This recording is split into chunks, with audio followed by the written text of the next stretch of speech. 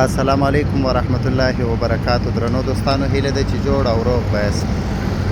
د خوشحالي خبره نن دا ده چې د حاجي میرویس خان نیکه سترې پراختیایي جادې کارونه ماشاءالله منظم روان دي.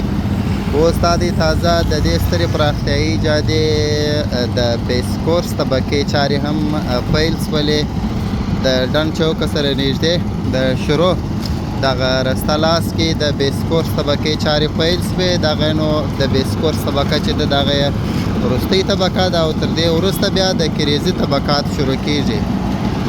نو انشاءالله د دې جادې کارونه بس چټک روان دي او دغه هره برخه چې کریزي کیږي بیا به هغه د ترافیکو پر مخ خلاصیږي او ډیره اسانتیا به عام هیوادوالو ته برابریږي.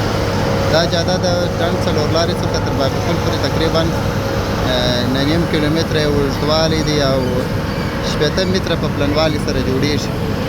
او دغه بیس کورس طبقه ده، اوس دغه د عملاً کارونه پیل شوي دي، جریان لري.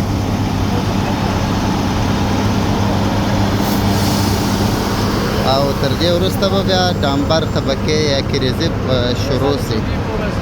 دا به اخوا ته به نور کارونه پسې شروع وي او د دې خوا به یې ډامبر پسې روان وي. انشاءالله کارونه یې سره راټول شوي دي او دغه طرف چې جوړ شي بیا نو ترافیکي ګڼه ګوڼه ډېره ورسره کمیږي او دغه دویم طرف چې دی دغه کار به انشاءالله بیا ښه چټک مخته ولاړ شي.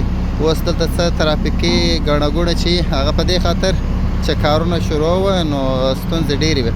اوس چې دغه طرف ډامبر خلاص شي، دا طرف یې ډامبر شي، نو بیا به پر دې ترافیک به پر دې خوا باندې تګ راتګ کوي او اخوا ته به کار منظم شروع وي. نو دغه یو لنډ انځور مې در سره شریک کړی.